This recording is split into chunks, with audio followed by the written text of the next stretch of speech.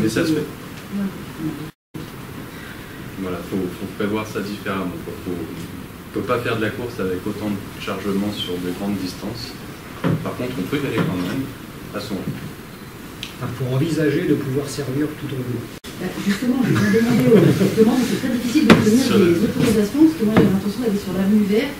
Voilà. Là, j'ai demandé une autorisation au conseil général, et qui m'a été refusée, alors que pourtant je disais, bon, normalement, en plus, en tant qu'ambulant, quand on circule et qu'on peut s'arrêter à la demande, on n'a pas d'autorisation à demander. Mais étant donné que j'ai précisé ça dans ma demande, dire que je m'arrêterai peut-être à la demande sur l'avenue verte, et puis effectivement il y a la circulation, hein, sachant qu'il y a quand même des endroits où on peut se mettre sur le côté sans être en danger, quoi, pour quiconque. Voilà, on m'a refusé, donc j'ai relancé les choses. En plus, il y a des élections bientôt, après qu'ils ont bâclé un peu. Ils ont peut-être fait ça rapidement, mais disons que c'est quand même, voilà, pour moi c'était hyper important dans l'activité de pouvoir m'arrêter à plusieurs endroits sur l'avenue, parce que c'est. Ça commence à se mettre en place sur la Biarrona, il y en a pas mal qui commencent à se faire. C'est toujours pareil, hein. C'est encore récent, c'est difficile. Et pareil sur les zones comme les pistes vertes, là c'est plus dans le sens piste verte, peut-être moins des pistes plus grandes comme la Biarrona, c'est quand même un peu plus vert. Il y a la notion justement d'espace pour s'arrêter, de gêne de la voie, et peut-être une réglementation précise sur les pistes vertes qui existent. C'est un petit peu comme dans les villes.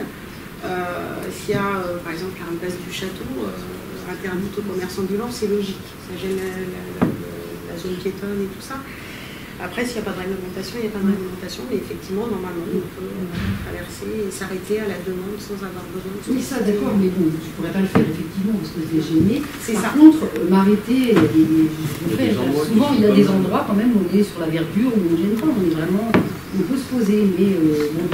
En fait, c'est la notion de temps présent sur le domaine public qui joue dans cette autorisation. Alors, jongler en se disant je m'arrête 20 minutes, une demi-heure... Vous êtes assez de 5 mètres toutes les 10 minutes. Ah mais c'est ça, hein, la réglementation, c'est voilà, c'est soit on répond à la demande tout de suite et dans ce cas-là, il n'y a pas d'empiètement, on a besoin d'autorisation, soit où est-ce que commence vraiment le fait d'empiéter sur la voie publique, enfin du moins de rester stationné sur la voie publique, où est-ce que ça s'arrête, c'est très compliqué. C'est là-dessus où on se heurte sur des non-réponses, c'est déjà pas mal, il y a une réponse au moins, déjà bien, même si elle n'est pas positive, il y a une réponse. C'était pas tout le temps le cas. C'est une obligation légale de répondre quand on fait un courrier. Ou alors on attend très très longtemps après. Voilà, il n'y a pas forcément un délai pour la réponse. Moi, je croyais qu'il y avait un départ. Non, c'est pas. Ouais, c'est 2 mois, mais enfin bon, ça dépend sur quoi. Avant, c'est la non-réponse ou acceptation, ça dépend pourquoi. Enfin, c'est un peu compliqué. Hein, mais des fois, il n'y a pas de réponse du tout. Oui. Mais bon, voilà, c'est pour ça que je dis qu'il y a au moins une réponse qui permet d'avancer sur autre chose, même si elle est négative. Mais la piste verte, enfin les pistes cyclables, je pense que c'est voué, j'espère, à avancer. Oui, en fait, en plus, moi, l'avantage que j'ai, c'est vrai que comme je vous dis, je suis mobile et que j'ai cet avantage-là, voilà. Tricher, c'est pas le mot, mais le fait de pouvoir m'arrêter facilement. J'ai pas besoin d'être stationné, j'ai pas besoin de stationner, voilà, j'ai besoin par moment. Je peux avoir préparé quelques jus et avancer et me poser. Donc, je sais que on préférerait démarrer en étant super sereine. Oui, pour 5 ans, vous pouvez aller là, mais c'est pas comme ça que ça marche. Apparemment, j'ai découvert ça il n'y a pas longtemps. Déjà un an, c'est très difficile de se dire on démarre une entreprise en se disant tous les ans, donc c'est pareil, les sauces, on va déloger. Toi, par exemple, tu faisais au Vernet, donc si tu avais voulu t'arrêter à Buisson-Rond pour vendre tes cafés ou devant la gare, tu avais un itinéraire ou un peu comme les marchands de pizza, par exemple, ils sont... Alors, il y a 2 choses. En fait, il y a 2 choses. Le commerce ambulant, c'est ce qui a posé problème d'ailleurs sur Chambéry, alors de moins en moins les commerces ambulants sont mobiles. Ils sont mobiles dans le sens où ils arrivent, ils s'arrêtent, les camions de pizza, tout ça. Par contre, ils ne vont pas rouler dans la rue en disant qui veut ma pizza. Voilà. Moi, je suis arrivée, j'étais totalement mobile. C'est-à-dire, je pouvais circuler dans la rue, quelqu'un me dit un café, je pouvais m'arrêter, lui servir et repartir. Et là, je n'avais pas besoin d'autorisation. Ah bon. Parce qu'il n'y a pas d'empiètement prolongé sur la voie publique. Il n'y a pas d'occupation. Tu ne mets pas de table et pas de chaise. Et je ne mets pas de table et pas de chaise. Ça, c'est encore autre chose. C'est le temps resté sur l'occupation du domaine public en termes de temps. Donc je pouvais très bien balader dans la rue et servir. Après, moi, j'ai fait le choix de demander au boulevard de la Colonne, j'ai fait le choix de demander de rejoindre la charrette protégée au parc du Vernet. Donc là, effectivement, le fait d'être stationné, de rester longtemps, j'avais une redevance à payer et donc je devais, voilà, j'avais une autorisation qui me donnait de telle heure à tel heure, tel jour et tout ça. Voilà. Donc après, j'aurais pu demander à d'autres endroits. Ça s'est un petit peu décompté avec le temps, entre guillemets, mais c'était assez... c'est là d'ailleurs où le bas a blessé, quand je les ai menacés de traverser la ville. Menacés, c'était pas une menace, c'était juste pour travailler. Je leur ai dit, c'est pas grave, je vais balader dans Chambéry, puis si quelqu'un m'arrête, je vais servir un café. Ah bon, c'était non, c'est pas possible, café Folliet. Voilà, je suis désolée, mais ça a été la réponse qui a été assez. Voilà. Et alors qu'il n'avait absolument rien à me dire, et il le savait, donc ça a été menace de service juridique, ça a été. Voilà, donc moi, quand on menace de service juridique, je suis ravie, parce qu'enfin j'ai des réponses. Je pensais avoir des réponses légales, mais du coup, il n'y a pas eu de suite. Il n'y a pas eu de suite de la part de. Comment ça s'appelle ? Du domaine public. Ils ne sont pas tenus légalement de donner une suite ? Non, ils m'ont menacé de service juridique parce qu'ils pensaient me faire taire en me disant elle ne fera jamais ça, donc on l'a menacée. Ouais, c'est pas super. Voilà. Mais c'est très difficile parce qu'on est déjà une petite activité, voilà, on est sur des textes qui sont. Il y a des réglementations municipales, il y a des textes de loi comme plein de commerces. Justement, le problème, c'est qu'il n'y en a pas. Le problème, c'est ce que j'ai remarqué, c'est qu'il n'y en a pas. J'ai demandé, moi, les textes, on m'a dit non, c'est au bon vouloir du maire. Il y a des textes de loi et après, il y a des réglementations municipales. Mais c'est pas au bon vouloir que du maire. C'est pas vrai, c'est pas au bon vouloir. En même temps, ils peuvent dire ce qu'ils veulent. On m'a inventé une loi, hein. Un élu qui m'a inventé une loi quand même, qui est capable de me dire qu'on va travailler plus de 90 jours dans l'année dans mon activité, alors que les camions de pizza ils sont là toute l'année. Un courrier d'avocat et ça l'a calmé, quoi. Il y a des choses qui existent où ils ne sont pas à sortir des aberrations, quoi. Donc non, il y a des lois qui existent, il y a des choses qui existent. Rassurant, parce qu'on a plutôt besoin qu'ils soient un petit peu... mais pas tout le monde, pas tout le monde, c'est juste certains qui n'ont pas envie je sais même pas ce qu'ils ont envie. C'est l'avantage du collectif, pouvoir justement. Voilà, et l'avantage du collectif, c'est ça dérange qu'on prenne l'espace public et en même temps, ça leur demande du travail peut-être. Mais en fait, en plus, on ne le prend pas, l'espace public, on le dynamise et on anime. On apporte quelque chose qui est complémentaire aux autres. Après, on rentre dans une démarche qui est un peu politique, économique, concurrentielle. Non, mais ce qui est marrant, du coup, par rapport à la concurrence, j'ai entendu, je ne connais pas la loi, la concurrence, on peut comprendre que ça peut gêner quelqu'un d'autre. Mais par contre, j'ai vu, moi, un truc qui m'a étonné, c'est que j'habite sur Mérigo, il y a un gars qui a un camion de pizza, et puis j'ai vu qu'à côté, mais juste à côté, grand, à mes deux endroits, ils ont mis un autre camion, alors juste à côté. Là, je veux dire, ils n'ont pas demandé l'avis du gars qui était là avec ses pizzas, si ça le dérangeait à leur envie, si ça dérange de boire un café. Surtout qu'il y a eu des études. C'est un problème, il y a des privilèges, je pense. Non, mais là, en ville, c'était des pressions des cafetiers, c'est pas pareil, c'est des pressions. Il y avait un choix de la mairie aussi de délivrer des autorisations. C'est une pression. Oui. Il n'y a pas que les cafetiers, il y avait un choix de ceux qui délivraient les autorisations de délivrer nous. Ah, mais sûrement que si les élus doivent avoir raison, parce que ça doit être des cafetiers. Ah, mais bien sûr, moi je me suis fait insulter sur la place de l'hôtel de ville.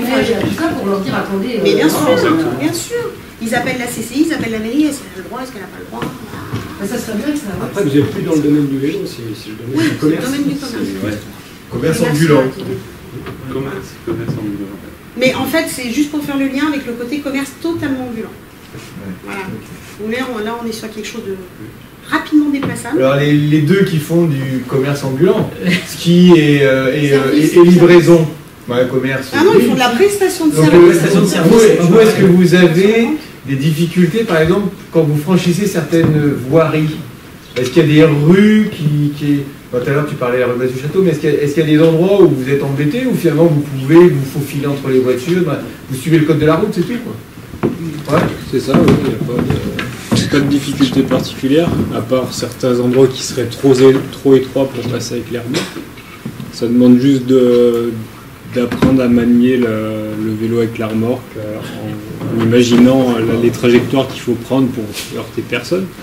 Mais ça, y a pas en termes de sécurité routière, parce que l'autre jour, il y avait un débat avec les réunions de quartier, puis où ils disaient qu'ils allaient essayer de... C'était le maire de la ville, là, qui voulait serrer un peu la vis aux cyclistes qui roulent sur le trottoir, ou aux cyclistes qui s'arrêtent pas au feu rouge, ou alors, je dis pas que vous arrêtez pas au feu rouge et puis vous roulez sur le trottoir, mais je veux dire, et puis faire un peu une sorte de...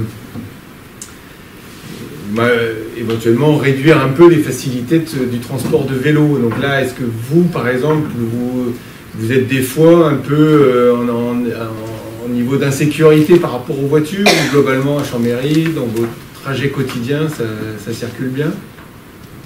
Ça circule plutôt bien. Ouais. Moi, pour les vélos, vous êtes bien, surtout, vous êtes à l'aise? J'ai plutôt la peur par rapport à certaines voitures qui ont des énervements, parce que forcément, dans leur tête, on est plus lent qu'eux. Donc des fois, ils peuvent pas nous doubler, et ils s'énervent, et donc là, des fois, ils nous suivent de près, tout ça. Alors que bon, ils nous doublent, et puis au feu d'après, on repasse devant, parce qu'on se droit. Et là, ça crée des situations un peu conflictuelles, mais sinon, dans les rues, moi, je suis d'accord pour dire que certains cyclistes roulent trop vite, dans les rues piétonnes, tout ça. Là, je fais très attention. Quand je suis obligé de monter sur un trottoir, on roule tout doucement. Mais sinon, il n'y a pas de danger spécialement lié à nos activités. Il faut juste être tous responsables et puis rouler à l'allure qui va bien suivant les situations, quoi. Moi, globalement, en tout cas, à Chambéry, je pense que c'est dangereux.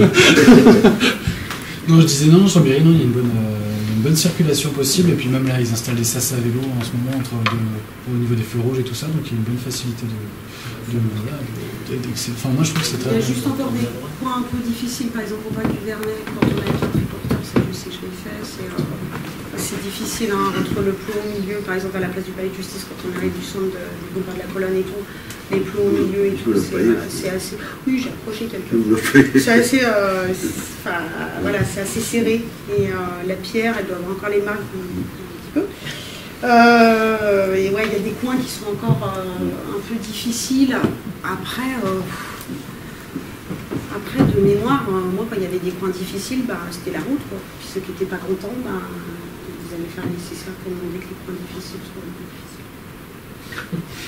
Donc, globalement, il faut savoir que j'ai passé 12 ans en Côte d'Azur. C'est le jour et la nuit avec la mer. Quand sur la Côte d'Azur, quand tu es parisienne, c'est pareil, quoi. C'est le premier qui s'engage qui écrase tout le monde. Donc pas de vélo là-bas, et c'est pour ça qu'il n'y en a pas. Quand vous arrivez sur Chambéry, ouais, revivez, parce que si vous, de souche chambérienne, c'était pas mon cas, vous avez un côté réticent par rapport à l'environnement dans lequel vous êtes. Ici, ça se passe très très bien par rapport à ailleurs. Et il y a beaucoup de tolérance. Après, oui, il y a des excités partout, hein. Mais il y a quand même beaucoup de tolérance par rapport au vélo en moyen de déplacement, et je pense que globalement ça se passe très bien. Après, c'est vrai que moi j'ai alerté Rolib sur peut-être une sensibilisation à faire au niveau des cyclistes sur le respect. Ce qu'a dit la mairie de Chambéry, c'est ni plus ni moins, c'est pas d'agresser les cyclistes, c'est un rappel aux règles. C'est-à-dire rouler à 10 km/h sur les pistes piétonnes, ça c'est la réglementation. On a le droit de rouler sur les pistes piétonnes. Oui, au pas. Sur un trottoir, on a le droit de rouler. Non, les pistes piétonnes. Les pistes piétonnes, les voies piétonnes. Mais comme la bassin léger. Ce qui est pavé. Ah oui, d'accord. Les trottoirs, non. C'est interdit de rouler à vélo, sauf les enfants. Parfois, la route est tellement dangereuse. Toi, tu fais le tour du bâtiment, mais tu laisses. C'est que là, tu cours à côté. Ouais, tu cours à côté. Et en fin de compte, on vient au code de la route, mais le principal problème, moi j'ai vu tout type de transport, y compris le vélo, on s'aperçoit en fin de compte que les problèmes, c'est que tout le monde ne connaît pas le code de la route de la même façon. Et voilà, et le problème, il est là. Est-ce que vous connaissez les zones de rencontre? Qui est prioritaire dans les zones de rencontre? Un passage, un piéton qui traverse à 50 mètres d'un passage piéton, qu'est-ce qui risque? Vous savez tout ça? Ça, c'est le code de la route. Eh ben non. Justement, c'est le piège. C'est que le piéton n'est pas toujours prioritaire. Et ça, justement, c'est des évolutions du code de la route qui évoluent et personne n'est au courant. Parce que nul n'est censé connaître, ignorer la loi plutôt, et qu'on se doit à chacun de réviser son code de la route. Et tous les problèmes, ils émergent de ça.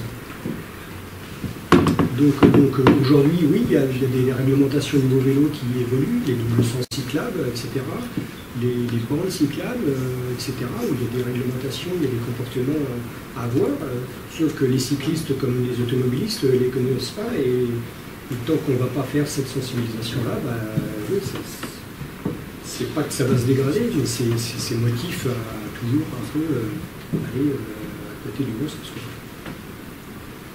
Donc moi, je n'ai pas la solution, mais tout un chacun a révisé son code de la route, et je pense que c'est vraiment...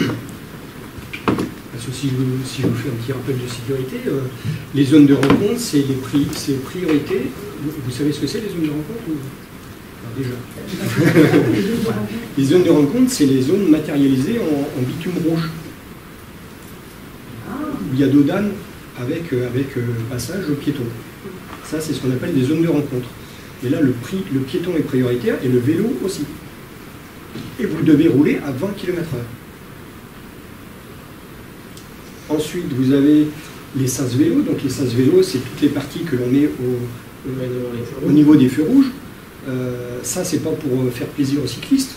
C'est pour que le cycliste, quand il s'engage, il soit devant la voiture, et quand il démarre, il est visible par l'automobiliste. Il n'est pas sur le côté.